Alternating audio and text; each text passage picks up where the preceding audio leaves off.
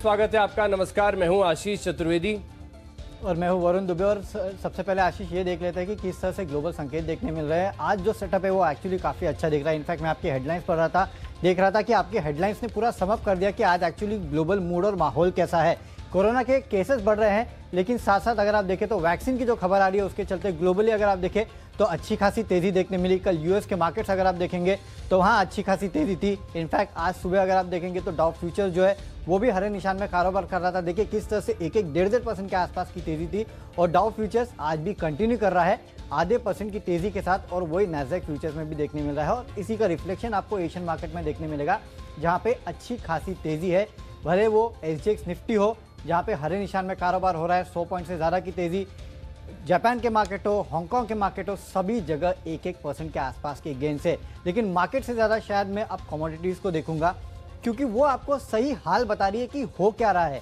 देखिए कच्चा तेल ब्रेंट क्रूड $47-48 के आसपास पहुंच चुका है।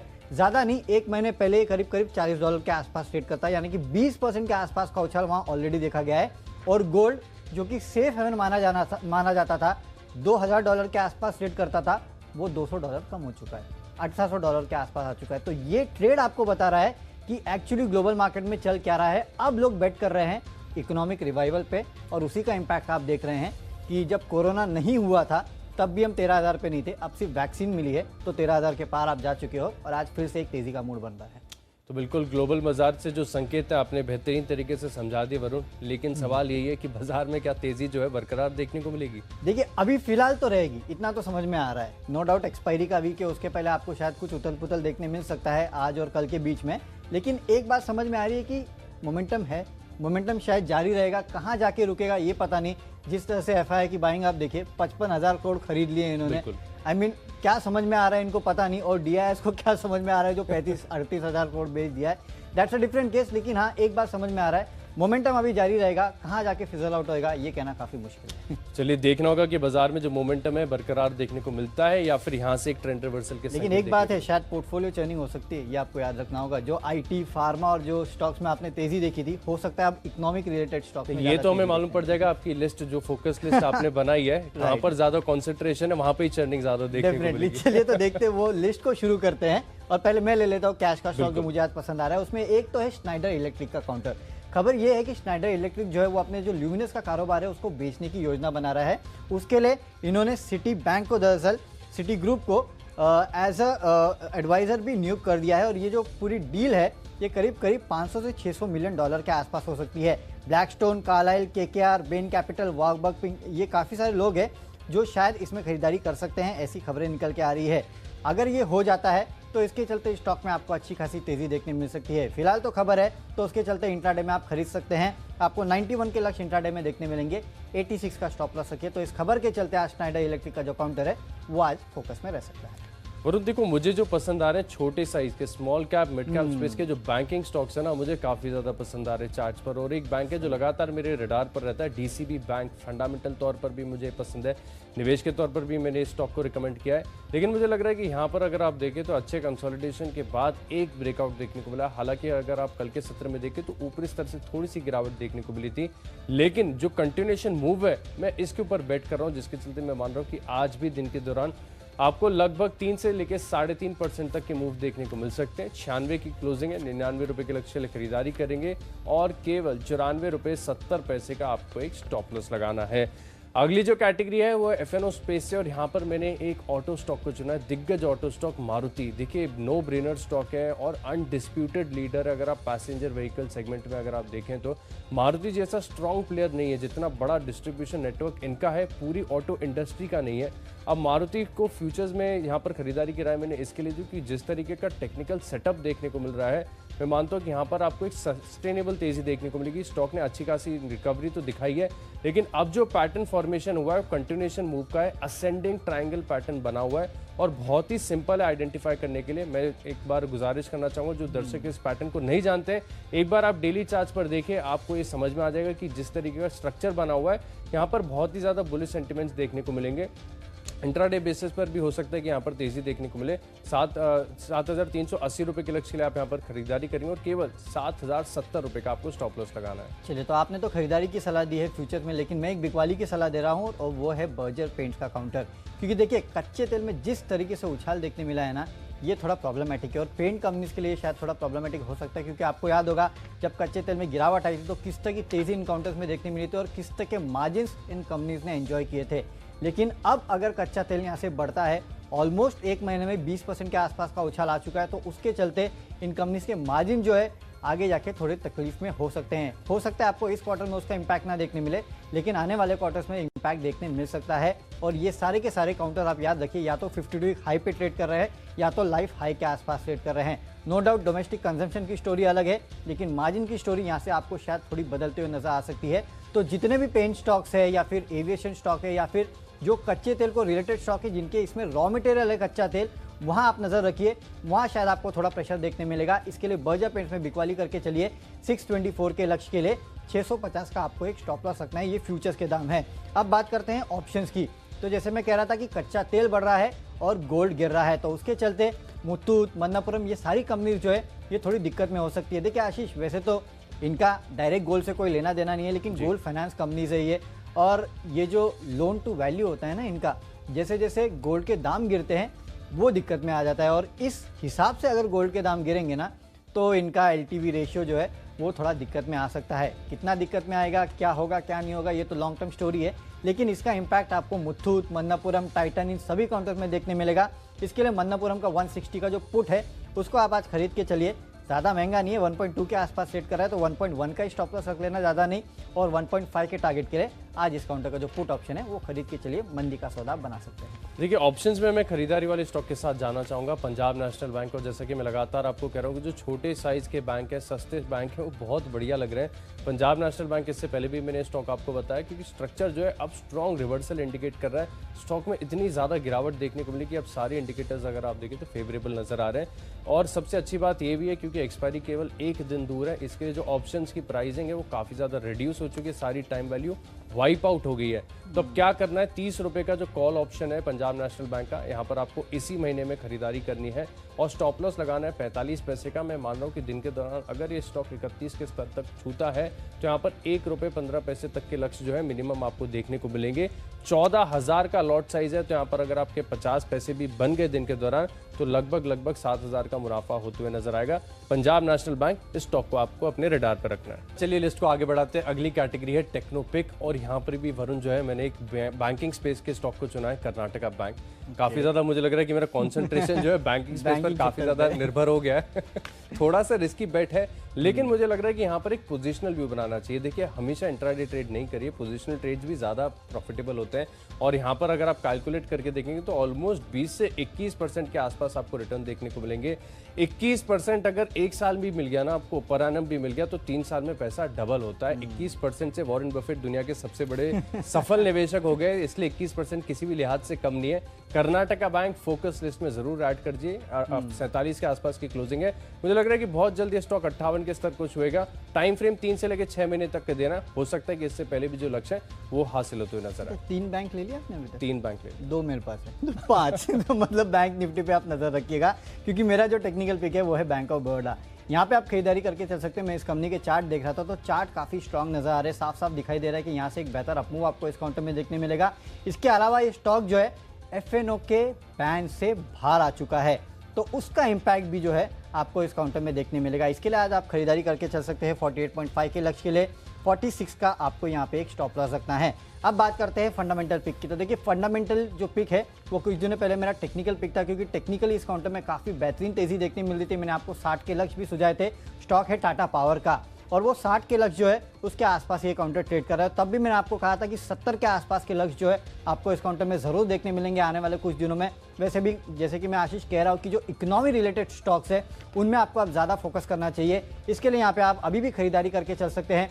70 का मेरा टारगेट अभी भी है मीडियम टर्म का, लेकिन क्योंकि हम इंट्राडे का यहाँ टारगेट दे रहे हैं तो इंट्राडे में आपको कम से कम 62 के आसपास के लक्ष्य जो है वो देखने मिलेंगे।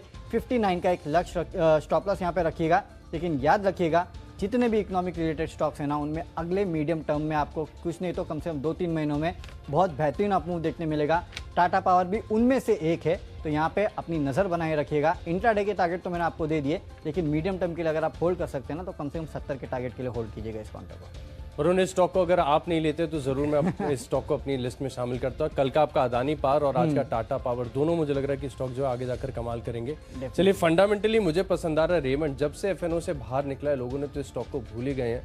लेकिन देखिए, यहाँ पर कंपनी का जो कारोबार है बेहद ज्यादा मजबूत है। टेक्सटाइल कारोबार को आप साइड में रख लीजिए फिलहाल। इसको चुनने का जो कारण है मुख्य, कल का एक खबर आती हुई दिखी थी बीएमसी कमिश्नर की तरफ से कि जो एफएसआई पर फीस है, इसमें एक थोड़ी सी राहत रियल एस्टेट कंपनीज को मिलती हुई नजर आएगी, जिसके चलते मुझे लग रहा है, क्योंकि रेमंड के पास भी अच्छा खासा जो है लैंड बैंक है, यहाँ पर एक अच्छा आपको अपसाइड देखने को मिल सकती है।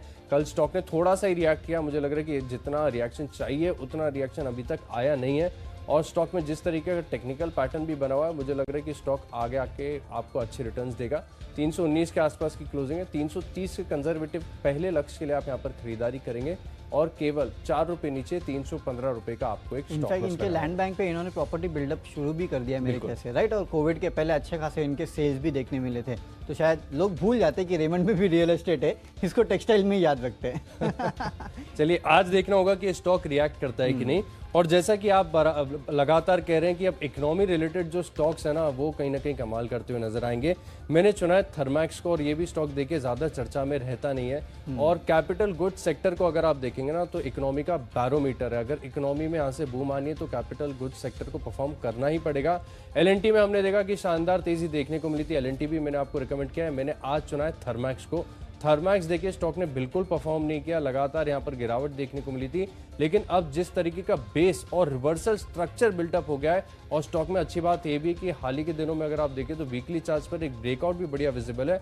मुझे लग रहा है कि स्टॉक में आगे जाकर आपको बढ़िया रिटर्न देखने को मिलेंगे। 970 रुपए के लक्ष्य के लिए आप यहाँ पर खरीदारी करेंगे, और अगेन आपको केवल 3 से 6 महीने का व्यू देना है।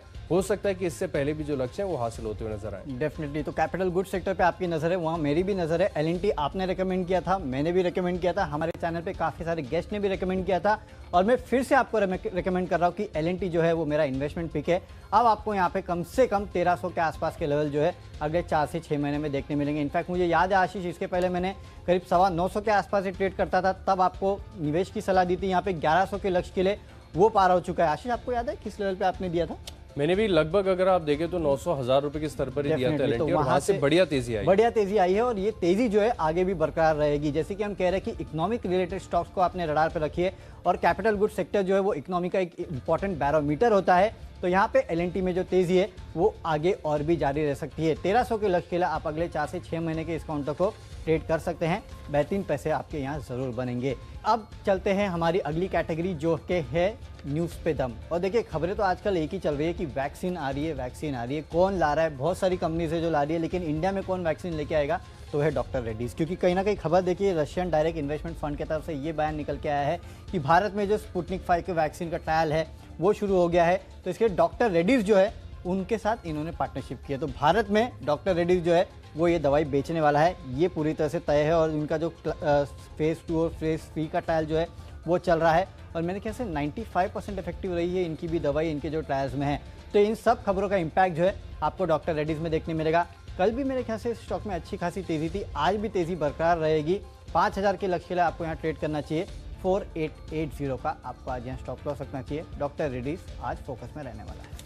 चलिए, काफी दिनों के बाद मैंने एक बिकवाली वाला स्टॉक चुना है, मुथूट फाइनेंस। यहाँ पर आपको बिकवाली करनी है। दरअसल अगर आप देखें तो खबर आती हुई ये देखिए कि इन्होंने जो है आईडीबीआई म्यूचुअल फंड्स के असेट्स खरीदने के लिए जो प्रपोजल दिया था, आरबीआई ने इसे रिजेक्ट कर दिया है। और मैंने चेक करके देखा कि जब इससे पहले खबर आई थी तब स्टॉक ने पॉजिटिवली रिएक्ट किया था। तो ऑब्वियस है कि आज यहाँ पर अगर आप देखें, क्योंकि स्ट्रक्चर भी सपोर्टिव नजर नहीं आ रहा, तो गिरावट देखने को मिल सकती है। और वरुण ने तो ऑलरेडी मनोपुरम को शॉर्ट किया है, तो मेरा जो कन्विक्शन है वो कहीं ना कहीं ज्यादा बढ़ते हुए नजर आ रहा है। 1096 रुपए के लक्ष्य के लिए शॉर्ट पोजीशन लेंगे, केवल 1150 रुपए का 15 रुपए के आसपास ऊपर आप फ्यूचर्स में एक स्टॉप लॉस लगा सकते हैं। दिन के दौरान स्टॉक में गिरावट देखने को मिल सकती है। आखिरी कैटेगरी है माई चॉइस, जिसमें मिलती है हमें फ्रीडम। और यहाँ पर मैं पहला जो स्टॉक है वो फार्मा स्पेस से लेना चाहूँगा। फार्मा स्टॉक ऐसे होते हैं कि अगर आपने नहीं लिया दिन के दौरान तो थोड़ी सी रिग्रेट होती है। लुपिन मुझे लग रहा है कि आज अगर यहाँ पर दिन के दौरान तेजी बनती है तो एक बेरिश स्ट्रक्चर जो है वो नेगेट होते हुए नजर आएगा और फिर यहाँ पर एक पिकअप रैली देखने को मिलेगी। 915 रुपए के पहले लक्ष्य के लिए आप यहाँ पर खरीदारी करेंगे। 883 रुपए का आपको स्टॉप लॉस लगाना है। दूसरा स्टॉक है RECL, यहाँ पर आपको खरीदारी करनी है। स्टॉक में अगर आप देखें तो स्ट्रक्चर और इंडिकेटर्स दोनों ही बहुत ज़्यादा सपोर्टिव नजर आ रहे हैं और तमाम अगर आप देखें तो पावर फाइनेंस कंपनीज, यहाँ पर भी जो रुझान है वो सपोर्टिव नजर आ रहा है। 116 रुपए के आसपास की क्लोजिंग है। 121 रुपए के पहले लक्ष्य के लिए आप खरीदारी करेंगे और केवल 1 रुपए नीचे 115 रुपए का आपको एक स्टॉप लॉस ध्यान में रखना है। आखिरी स्टॉक है मेरी लिस्ट में गुजरात एल्कलीज। थोड़ा सा रिस्की बेट हो सकता है, कैश का स्टॉक है। स्टॉक को चुनने का कारण नहीं है कि स्टॉक में अगर आप देखें तो लगातार एक छोटी सी नैरो रेंज में कारोबार देखने को मिला था, बहुत ही सपाट कारोबार था। लेकिन कल के सत्र में एक सरप्राइजिंग मूव देखने को मिला जहां पर अच्छे वॉल्यूम्स के साथ खरीदारी देखने को मिली थी। तो मुझे लग रहा है कि अगर यहां से फर्दर थोड़ी भी तेजी आती है तो बॉलिंजर ब्रांड ब्रेकआउट होगा, फिर यहां पर एक बढ़िया पिकअप रैली देखने को मिलेगी। 335 रुपए के लक्ष्य के लिए आप यहाँ पर खरीदारी करेंगे और 315 का आपको स्टॉप लॉस लगाना है। चलिए, माई चॉइस में 3 खरीदारी की सलाह मैं भी दे रहा हूँ। इसमें सबसे पहले तो दिग्गज TCS का काउंटर है, क्योंकि इसके बायबैक की एक्स डेट कल है, याद रखिएगा।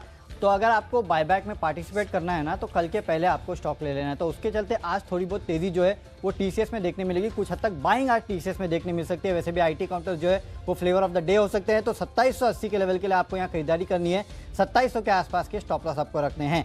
इंडियन ओवरसीज बैंक, यहाँ पे खरीदारी करके चलिए, क्योंकि खबर है कि जून 2021 तक IOB जो है PCA से बाहर आ जाएगा, तो उसका इंपैक्ट जो है आज आपको इस काउंटर में देखने मिलेगा। मैंने तो काफी कंजर्वेटिव टारगेट दिए 11 रुपए के आसपास के, लेकिन इससे भी ज्यादा का उछाल जो है आज इस काउंटर में आपको देखने मिल सकता है। इसके लिए खरीदारी आप यहाँ कर सकते हैं।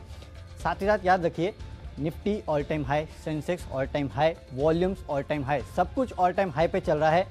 तो एक स्टॉक जिसको इसका सीधा फायदा मिलता है वो है बॉम्बे स्टॉक एक्सचेंज। तो इस काउंटर को खरीदारी करके चलिएगा। वैसे तो आप इसको एज अ इन्वेस्टमेंट भी लेके चल सकते हैं पूरे साल के लिए, लेकिन इंट्राडे के अगर आप देखें तो 575 के लक्ष्य के लिए ट्रेडिंग आप यहाँ कर सकते हैं। 550 का आपको एक स्टॉप लॉस भी रखना है। बेहतरीन फंडामेंटल पिक है, लेकिन आज इंट्राडे के लिए मैं आपको लक्ष्य दे रहा हूँ। तो चलिए, हमारे स्टॉक्स की सूची पूरी हो चुकी है। एक बार फटाफट देख लेते हैं कि कौन से स्टॉक्स को हमने अपने टीम में शामिल किया है। सबसे पहले कैश का काउंटर जो मुझे पसंद आ रहा है वो है स्नाइडर इलेक्ट्रिक। यहाँ पे खरीदारी करके चलिए 91 के लक्ष्य के लिए। बर्जर पेंट्स के फ्यूचर में बिकवाली कीजिएगा 624 के लक्ष्य के लिए। मन्नापुरम फाइनेंस का 160 का पुट खरीदेगा, 1.5 रुपये के लक्ष्य आपको देखने मिल सकते हैं। बैंक ऑफ बड़ौदा खरीदारी करके चल सकते हैं 48.5 के लक्ष्य के लिए। टाटा पावर फंडामेंटली अच्छा लगता है, 62 के लक्ष्य के लिए खरीदारी कीजिएगा। L&T इन्वेस्टमेंट के तौर पे आप रख सकते हैं, 1300 का लक्ष्य आपको अगले 4 से 6 महीने में देखने मिलेंगे। डॉक्टर रेड्डीज, इसको एक बहुत बड़ा फायदा होने वाला है, खबरें हैं इसके चलते आज यहाँ खरीदारी करके चल सकते हैं 5000 के लक्ष्य के लिए। TCS याद रखिए, कल बायबैक की एक्स डेट है, उसके पहले खरीदारी कीजिएगा 2780 के लक्ष्य के लिए। इंडियन ओवरसीज बैंक खरीदारी कर सकते हैं 11 रुपये के लक्ष्य के लिए और BSE में खरीदारी कीजिएगा 575 के लक्ष्य आपको इंट्राडे में देखने मिलेंगे। और इसमें से मेरा बेस्ट पिक है L&T। इकोनॉमिक रिवाइवल का फायदा होगा, अगले 4 से 6 महीने में 1300 का लक्ष्य आपको इस काउंटर में देखने मिल सकता है। तो चलिए, कैश का स्टॉक है DCB बैंक। मारुति में अगर आप देखें तो डेली चार्ज पर असेंडिंग ट्रायंगल बना हुआ है। मुझे लग रहा है दिन के दौरान भी तेजी देखने को मिलेगी। पंजाब नेशनल बैंक के 30 के कॉल ऑप्शन में खरीदारी करनी है। कर्नाटका बैंक टेक्निकली स्ट्रांग नजर आ रहा है। रेमंड फंडामेंटली बेहतर कंपनी है। थर्मैक्स में अगर आप देखें तो आगे जाकर बढ़िया रिटर्न्स देखने को मिल सकते हैं। मुथूट फाइनेंस के फ्यूचर्स में बिकवाली करनी है। लुपिन में दिन के दौरान तेजी देखने को मिल सकती है। RECL 121 रुपए के लक्ष्य के लिए खरीदारी करेंगे। गुजरात एल्कलीज में एक रेंज ब्रेकआउट की उम्मीद है, 335 के लक्ष्य के लिए आप यहाँ पर लॉन्ग पोजीशन लेंगे। साथ ही अगर आप देखें तो इन 10 स्टॉक्स में मेरा कन्विक्शन सबसे ज्यादा है थर्मैक्स में, क्योंकि जिस तरीके से कैपिटल गुड्स सेक्टर अब रिवर्सल दिखा रहा है, मुझे लग रहा है कि थर्मैक्स अगर 3 से 6 महीने का व्यू देंगे तो यहाँ पर 970 से लेकर 1000 रुपए तक के लक्ष्य देखने को मिलेंगे।